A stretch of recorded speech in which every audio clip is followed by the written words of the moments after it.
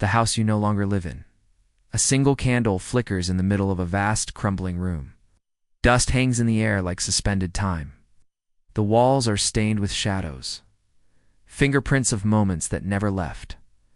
A door creaks open slowly, and you enter. You've been here before? Not in years, maybe not even in dreams. But your bones remember the layout. Each floorboard creaks like a broken vow, each window, a memory that stares back, wide-eyed and unblinking. This is the house you no longer live in. And yet, it lives in you. You told yourself you left, that the past was over, that burning it down was enough. But ashes do not vanish. They whisper, especially when the world grows quiet. There is a lie we all tell ourselves, that time heals, that distance dilutes, that we are no longer who we were. But what if the past isn't behind us? What if it's beneath us? Buried, but breathing, shaping our steps, our fears, our names. Without asking permission, Jung wrote, "Until you make the unconscious conscious, it will direct your life and you will call it fate." And so we wander, haunted not by what happened, but by the stories we built to survive what happened. We wear those stories like second skin, masks forged in fire, to hide the parts of us we were told were too much or not enough. The house may be gone, but the mask remains. You move through a hallway of broken mirrors. Each one reflects a different version of you, the performer, the pleaser, the silent one, the one who smiled through betrayal, the one who stayed quiet to stay safe. These were your survival mechanisms, your beautiful, tragic inventions, not lies, but protections. Alan Watts said, "We suffer because we cling to an illusion, the illusion of a permanent self." But what happens when that self was built entirely out of pain? What happens when you begin to realize you're not even sure who is beneath the mask? You stare at the reflection, not because it's familiar, but because it's foreign. And the silence between you and the mirror feels unbearable, like two strangers sharing a single memory. Staircase leads down into the dark. You hesitate, not from fear of monsters, but from fear of the child waiting below, the one you left behind. You descend slowly, your footsteps swallowed by silence. The basement is cold, unfinished, forgotten. In the far corner a child sits, knees to chest, eyes wide, not with fear, but recognition. He doesn't run to you, he doesn't speak, he just watches. Because he remembers what you had to forget. The nights you stayed quiet, the love you begged for, it's the guilt you carried for someone else's sins. Schopenhauer believed suffering was the essence of life, but Jung saw it as initiation, descent not into despair, but into the womb of transformation. This child is not your past, he is your root. And you cannot become whole without returning to him. The world outside is veiled in gray. Soft fog wraps around the trees like secrecy. You press your hand to the glass and realize the house you burned still casts a shadow over your now. Because it wasn't fire that freed you, it was forgetting. Denial dressed as bravery. But forgetting is not liberation, it's spiritual amnesia, Kierkegaard said. Life can only be understood backwards, but it must be lived forwards, and yet most of us never turn around. We keep walking, eyes forward, dragging invisible chains behind us. Chains forged from stories we outgrew, but still obey. To kill your past is not to erase it. It is to witness it, to call it by its true name, to walk into the rooms where pain still lingers and refuse to flinch. It is not healing. It is confrontation. It is the decision to no longer let your life be an echo of who you had to be in order to survive. Nietzsche wrote of becoming who you are, of transcending the herd, the shame, the need to please. But first, you must shed, not your skin, but your story. You stand in the center of the ruined house. Around you, torn pages, broken furniture, shattered glass. Each object holds a version of you. You pick up a photograph. You stare at it. Then, you place it into the flame, not in anger, not in hate, but in reverence, because what saved you once now cages you. And you are ready to become someone who doesn't need saving. Jung called it individuation, the sacred, terrifying journey toward wholeness. Not perfection, not light, but totality. Self that includes shadow, a self that no longer fears silence. self that no longer answers to a name it didn't choose. The house collapses in silence, not with fire, but with release. You walk away, not as a ghost, but as a witness. You carry no souvenirs, only breath, only presence, only the space that grief left behind. Finally free to be filled with something true. Not the old story, not even a new one, just this. A self without mask, a silence without shame. A life without the past whispering from beneath. The echo that lives in silence, a soft wind moves through a dense gray forest. The trees are tall and thin, like fingers stretching skyward in prayer or accusation. Everything is veiled in fog, it's thick, cold, and intimate, as if the forest breathes with you. Or for you, a man walks alone through it. Each step seems uncertain, not because the path is unclear, but because something familiar waits within the stillness. Something unnamed, something long buried. He pauses, listens, and in the quiet he hears it. A soft echo that doesn't come from the trees, but from somewhere deeper. Inside him, the past does not knock. It seeps. It does not ask for permission. It lives in the pauses between your sentences, in your inability to rest, in your fear of nothing happening. It hides in the rituals you call routine, in the comfort you mistake for control. It is not a memory. It is a structure. You don't just remember your past. You live inside it. Imagine a house with no roof, its walls made of thought and scent. Childhood laughter echoes in one corner. Arguments, muffled and sharp, live in another. Every door opens to an old version of you, not as ghosts, but as furniture. You sit in a chair, not realizing it was built from your mother's silence. You rest against a wall, not knowing it was painted by your father's absence. This is not nostalgia. This is the unconscious. Jung's mythic space, where the parts of you forgot still wait to be remembered. The past is not a timeline. It is a room you keep furnishing. The man keeps walking. The fog thickens, but he no longer blames the weather. Every branch he brushes against brings a feeling, a flash of a face, a scent of old perfume, a word that once wounded but was never grieved. He told himself he was moving on, but the forest does not lie. The fog is not around him. It's his breath. The stories we try to forget don't leave. They shape how we love, how we walk into rooms, how we say goodbye. They teach us fear and call it caution. They teach us silence and call it strength. And they reward our forgetting by letting us belong. Nietzsche warned of this. The herd that punishes memory, the tribe that sanctifies forgetting. But the price of numbness is repetition. The echo that lives in your silence is the life you swore you escaped, still playing on loop. He returns home, but the house he walks into isn't real. The walls shift. Photographs blink. Objects move subtly, as if touched by invisible hands. He sets his keys on the table and the sound is too loud. He sits down and the chair feels unfamiliar. There is no peace in silence because the silence isn't empty, it's crowded. With versions of himself he never said goodbye to, the performer, the pleaser, the one who stopped speaking when no one listened.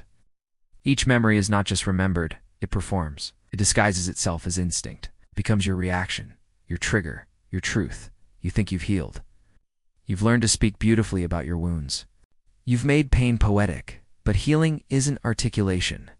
It's disintegration. To kill the past, you must first admit it's alive. Not in your memory, but in your behavior. The way you flinch when someone raises their voice. The way you apologize before asking for something. The way you call yourself independent because no one ever showed up. These are not preferences. They are patterns. And they are not random. They are rehearsed. The man walks into a long hallway. On both sides, masks hang like art. Each one carved with precision, some smiling, some indifferent, some weeping. He touches one, feels something rise in his chest. Jung called it the persona, the mask we wear to survive, to function, to be loved. But over time we forget we are wearing it. The mask becomes the man. The performance becomes the life. And somewhere in the silence between performance and presence, the real self suffocates. He exits the house and walks into an open field. Above him, a sky without stars, no direction, just depth. Kierkegaard called this despair, not a feeling, but a misrelation within the self. The paradox of being alive, yet not being fully present in oneself. This is not depression. This is dislocation, a soul exiled within its own skin. And only when you fall into this inner abyss can you begin to climb, not back, but inward. To kill the past is not to forget it. It is to hear its echo in the silence and no longer be afraid of what it's trying to say. You were not weak, you were adapting. But now, the survival mechanisms are obsolete, and they are still writing your script, Alan Watts said. The ego is nothing other than the focus of conscious attention. So where are you placing that attention? In the echo? Or in the silence beneath it? Final visuals? The man stands at the edge of the forest. The fog begins to lift. He doesn't run from it. He breathes it in. Because to move forward, you must stop resisting where you've been. And finally, the silence becomes stillness. Not haunted, not echoing, just quiet, just now. The mirror remembers everything, a dimly lit room. Still, dusty, windowless. It feels like a forgotten part of the world. But somehow it's inside you. In the center stands a mirror, tall, ornate, cracked, not broken, just fractured, like memory under pressure. A man walks in slowly, barefoot. His breath fogs the glass. He wipes it away with shaking fingers, but the reflection he sees doesn't belong to him, not fully. Not anymore. A mirror does not age. It does not forgive. It does not lie. It remembers everything. Even the things you tried to forget. Even the masks you wore for so long, you began to mistake them for skin. Carl Jung called it the persona, the face we wear to be seen, to be safe, to be loved. But what happens when the mask becomes the identity, when survival becomes personality? You don't notice the weight at first, because the mask is light at the beginning. It flatters, it fits, till one day it clings too tightly and you can't remember where you end, and it begins. The man steps closer. Each fracture in the mirror reflects a different version of him. The golden child, polished, praised, perfect. Eyes bright with performance, not joy. The rebel, angry, loud, always breaking rules, but secretly begging to be seen. The caretaker, gentle, quiet, selfless. So selfless, he disappeared. The liar smiling, nodding, agreeing, a master of I'm fine. He reaches toward one reflection, but the glass stays cold, rigid, untouchable. These were not delusions, they were protections. Not lies, but armor. Armor he wore so long, he forgot the war had ended. Oh, the persona is not evil. It's sacred. It is the mask the child wears when the truth of who they are is too unsafe. But what begins as shelter becomes a prison. A mask, if never removed, becomes a mirror, reflecting back not who you are, but who the world wanted you to be. And when you perform long enough, you forget you were ever acting. Alan Watts once said, "We seldom realize, for example, that our most private thoughts and emotions are not actually our own." What if your personality is a costume sewn by your culture, your parents, your pain? Who are you without the applause? The man clenches his fists. Silence in the room grows heavier. He presses his palm to the mirror. And slowly, the surface begins to fracture even more. But the mirror does not break. It reveals. Behind the reflections, there is another image. A dim silhouette, not fully formed, raw, undefined, breathing, not a role, not a mask. A beginning. To unchain yourself from the past is not to shatter the mirror, but to stand before it. Without flinching, witnessing is the first act of liberation. Not fixing, not improving, it's just witnessing. Can you look at the version of you that lied to survive and not recoil? Can you see the smiling mask of your childhood and grieve the silence beneath it? Can you touch the role that one you love and admit it cost you yourself? This is not self-help. This is self-confrontation. Only through the quiet terror of truth can the real self begin to breathe. The room dims even further, not with fear, but with clarity. The man sits in front of the mirror. He does not touch it now, just looks. And something begins to fall. Not from the mirror, but from his face. First the forced smile, then the tight jaw, and the careful posture until what's left isn't a performance. It's just presence. Still, raw, unmasked, Nietzsche warned of the herd, of becoming so entangled in the roles society rewards that you forget the fire of your own becoming. But to step beyond the herd, you must first step beyond the mask, beyond the version of you that exists only for others. Kierkegaard called this the leap of faith, the paradox of becoming yourself in a world demanding you remain convenient. This is not rebellion. This is remembering. It's not who you should be, but who you were before you had to become something else. The mirror begins to clear. The cracks remain, but they no longer distort. The man sees now, not a role, but a presence. Eyes that no longer seek permission. A face that doesn't ask to be loved. A silence that doesn't fear its own echo. To strip the mask is not to discover your true self. It is to discover that the self is not a static image, but a living process. You are not the golden child, not the rebel, not the liar or the caretaker. You are the space beneath, the breath before performance, the stillness before choice. This is the beginning of individuation. Jung's word for the sacred path of becoming whole, not perfect, not pure, whole. And the first step is to stop performing for a mirror that never loved you to begin with. The man turns away from the mirror. He doesn't destroy it. He doesn't run from it. He simply walks forward into the darkness without the mask. And for the first time, the darkness doesn't feel like a threat. It feels like home. The child in the basement, a creaking floorboard, a faint echo. A light flickers in the distance, casting long shadows along the hallway of a forgotten home. You hesitate before the basement door. Not because you fear what's below, but because you know who waits there. And you know you left him there. Beneath every adult is a child. Not a memory, not nostalgia, but a living fragment, breathing in the dark. It's buried not by time, but by necessity. There comes a moment in every life when feeling becomes too dangerous, when silence is safer than asking, when smiling becomes survival.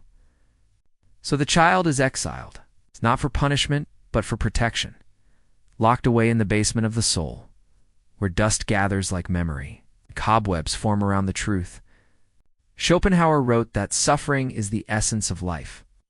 But what he did not say is that we learn to suffer in silence before we learn to speak. A hand reaches for the doorknob. It trembles, not from fear, but from recognition. The door groans as it opens, releasing a wave of air so still it feels sacred. You descend the staircase slowly, each step echoing like a heartbeat, not from your chest, but from somewhere deeper. Down here, light is fragile. Dust floats like ghosts. The silence is thick, not empty, but waiting. And in the corner, knees to chest, is a child, wide dash-eyed, not startled, just watching. He never left. You just stopped listening. You forgot the language of that silence. You stopped asking what he needed. And he stopped offering answers. But he remembers. He remembers the night you swallowed your tears because crying only made it worse. He remembers the first time you shrank yourself just to be allowed to stay. He remembers how you built your entire identity out of not being a burden. This is not an inner child. This is the original self, unmasked, unfiltered, unprotected. The one who knew how to feel before he was told to perform. The child does not speak. He does not reach for you. He simply looks, as if asking, "Why did you leave me here?" The question doesn't come in words. It comes in breath, in posture, in the way his eyes mirror your own. Before the world taught them how to look away, the truth rises slowly. You didn't abandon him to be cruel. You did it to survive. Jung believed suffering was the passage to wholeness, not a flaw, but a path. To become what the world demanded, you had to silence what it feared, and the child knew he wouldn't be accepted. So he chose to disappear, so you wouldn't have to. We think trauma is what happens to us, but it's more often what doesn't happen. The love withheld, the voice not heard, the safety that never came. And so we learn to disappear. Call it independence, maturity, self-control. But it's exile, internal, invisible, incomplete. The persona grows strong, the ego learns the rules, but the child remains unfinished. Kierkegaard called it despair, the sickness of not being oneself. And now, standing in this basement, you feel the ache of that paradox, that to move forward you must go back, not to become him again, but to let him become you.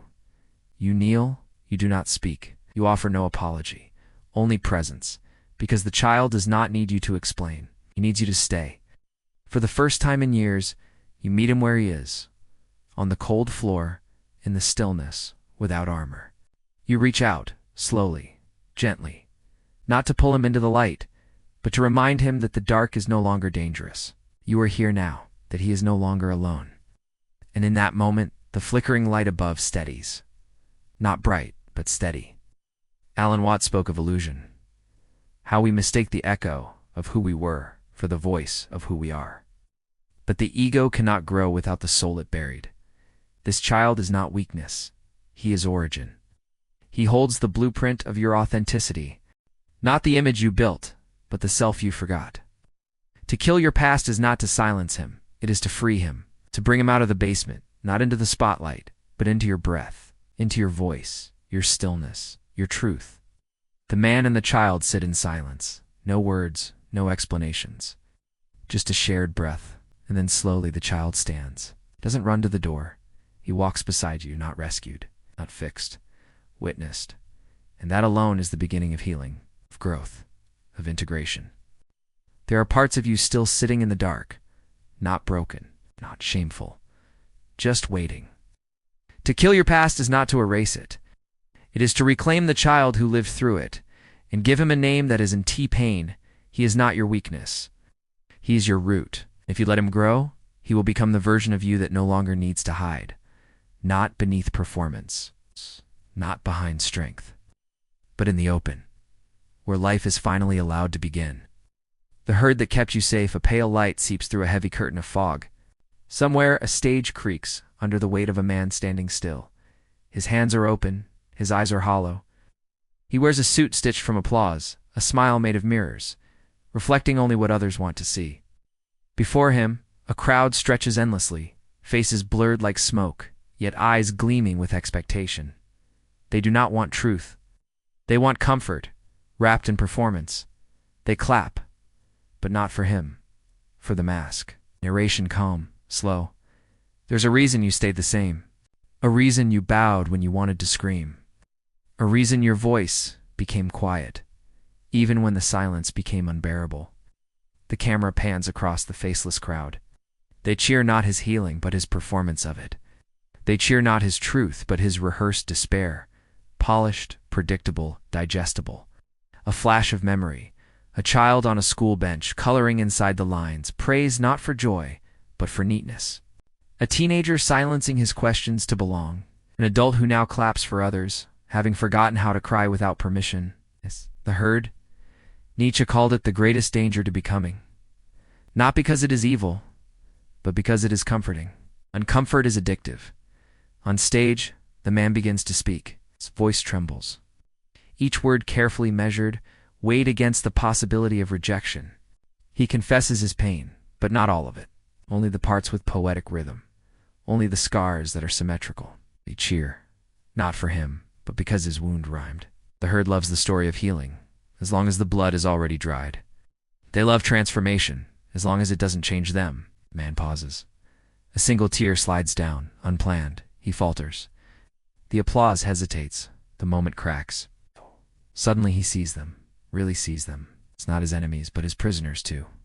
Each face, a mask hiding another mask. Each clap, an echo of fear disguised as approval. Behind the curtain of comfort, no one is free. To awaken is not to rise above others, but to step beyond the rhythm they've been forced to march to. An awakening is lonely. A slow zoom in. His hand trembles at his side and stills. He removes the microphone, steps away from the stage. The lights dim. The crowd murmurs, uncertain, disoriented. Walks down the steps, past the rows of seats, past the faces that no longer matter, out into the night. Outside, the world is quiet. Only the sound of wind through distant trees. Only the echo of his own breath. Only silence. Dud. But it's a new kind of silence. Alive. Kierkegaard said, "Despair is not merely the absence of happiness, but the refusal to become oneself." In Jung, he saw that to break free from the persona, one must confront the loneliness it protected you from. The man walks through a vast, empty field. Fog clings to his legs like old beliefs. The earth is damp, each step heavy, but real. No one claps, no one watches, no one performs. And yet something sacred stirs. To leave the tribe that raised your wound is not betrayal, it is birth. And birth is always bloody, always painful, always alone. But it is life. He walks until the stage is just a memory, swallowed by fog. He walks until he feels the ground, not as something beneath him, but as something he belongs to. His suit tears on the branches. His polished shoes sink into the mud. He doesn't turn back. He cannot. The ego begs for validation. The soul begs for freedom. And freedom often looks like exile, but it isn't. The man pauses at the edge of a cliff. Below, nothing but void. Above, stars, veiled but waiting. The Nietzschean abyss stares back, not to swallow him, but to mirror the depth he was too afraid to see. He stands barefoot now. His mask lies somewhere behind, buried in applause. Here, there is no audience. Only a self he hasn't fully met yet. This is the beginning. Not of who you were told to be, not of who they applauded, but of who you might become. When the clapping finally stops, the wind howls softly. He closes his eyes and smiles, not for show. Did it because silence has finally become beautiful, because he has finally learned to walk without music, to breathe without choreography, to be without being seen. The flame beneath your skin, a smoldering silence. The frame opens on a still corridor, paint peeling, walls charred, shadows stitched into corners. The air is thick, not with smoke, but with memory. Every object in this ruined home seems to whisper, something happened here, but no one speaks of it. Then, a soft, echoing footstep. A woman walks through the house, barefoot. Her long coat sweeps the ash beneath her. Her pace is slow, not cautious, but reverent, as if each room contains a version of herself she must confront. There are no screams, only the gentle crackle of embers. A fire burns, not wildly but steadily, as though it has been waiting. Pain is not punishment.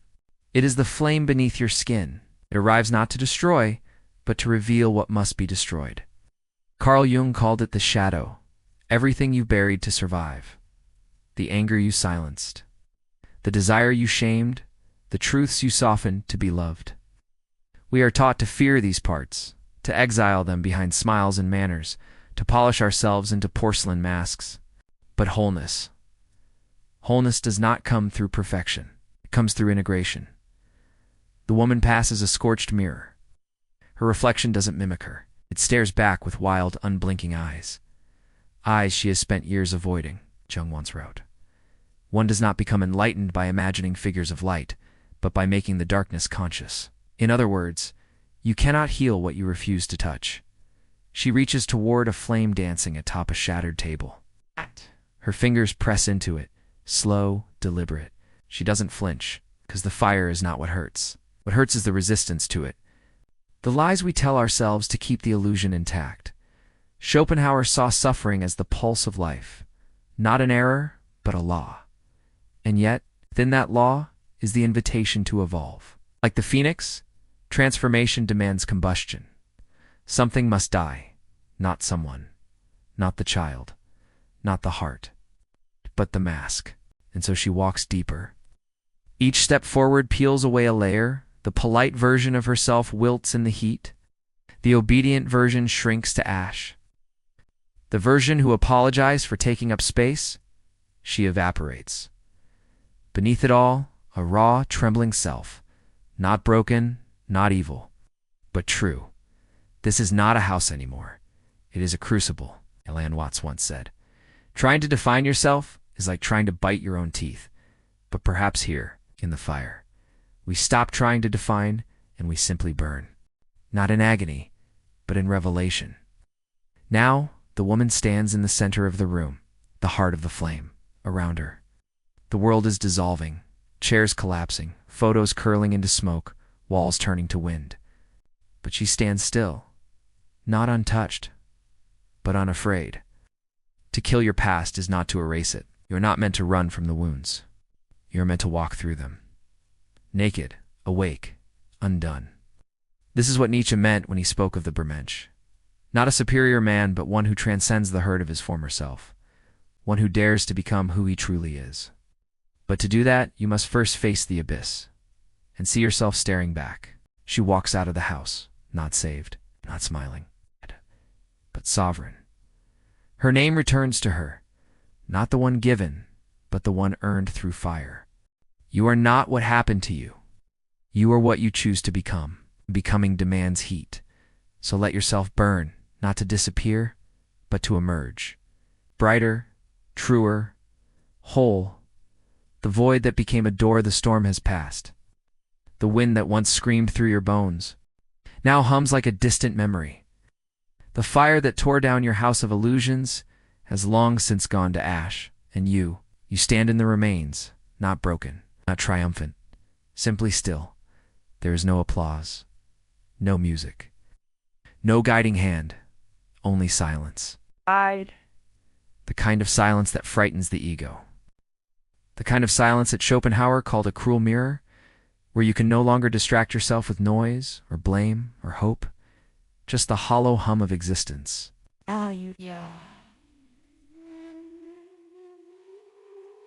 You walk barefoot through a field of ash, where your dreams once grew like vines, tangled and wild, clinging to the approval of others, stretching toward the light of what you were told life should be.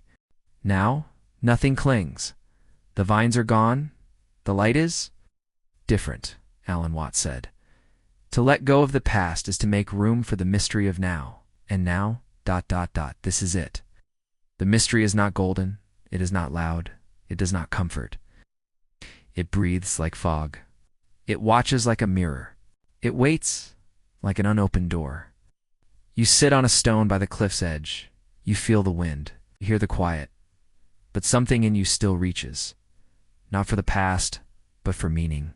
Kierkegaard whispered of this moment, that despair is not in losing everything, but in realizing that everything was never really you.